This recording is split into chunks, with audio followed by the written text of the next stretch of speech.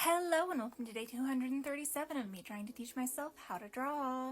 Today is also day 26 of the 31-day art bootcamp challenge that I wrote up for myself, and today is hands.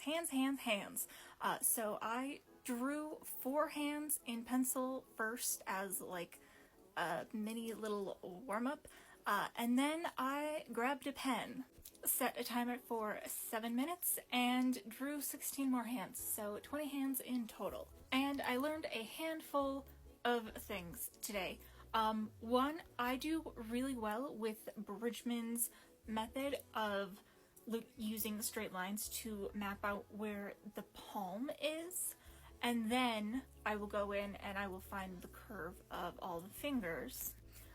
This does, the straight lines to find the palm doesn't include the thumb, and I do have a bit of a habit of putting the thumb too far down on the hand, so I need to figure out a nice, I know it's like a triangle-ish shape, so I need to figure out the best way to figure out how to get the thumb placed right, because I can measure the top of the thumb with the other fingers, but the base of the thumb ends up being too low, if that makes sense. Also, I found that unless all 3 sections of your finger are bent, turning your finger into 2 sections and then adding whatever third knuckle I purposely ignored to get 2 different sections tends to work best for me, just because you can basically cut the finger in half that way and measure things out better. Halves have always been easier than thirds for me, so.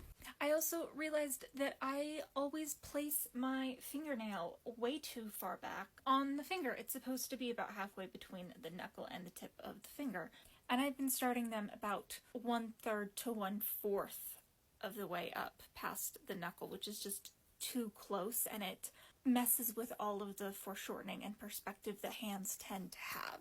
Also, hands where fingers interlock, like hands that are holding each other, that's fine. Hands that are like interlocked, so hard to draw.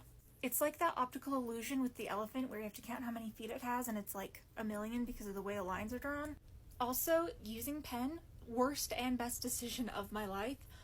It made me be a lot more thoughtful with my line placement, but it also made me live with my mistakes, because if I just kept trying to draw over things, it just became a blue blob of ink. But yeah, that is what I got done today. Here you can see my daily Bridgman studies and my daily draw box. I'm honestly impressed with how decent all of these hands look, but yeah, I will see you all next time.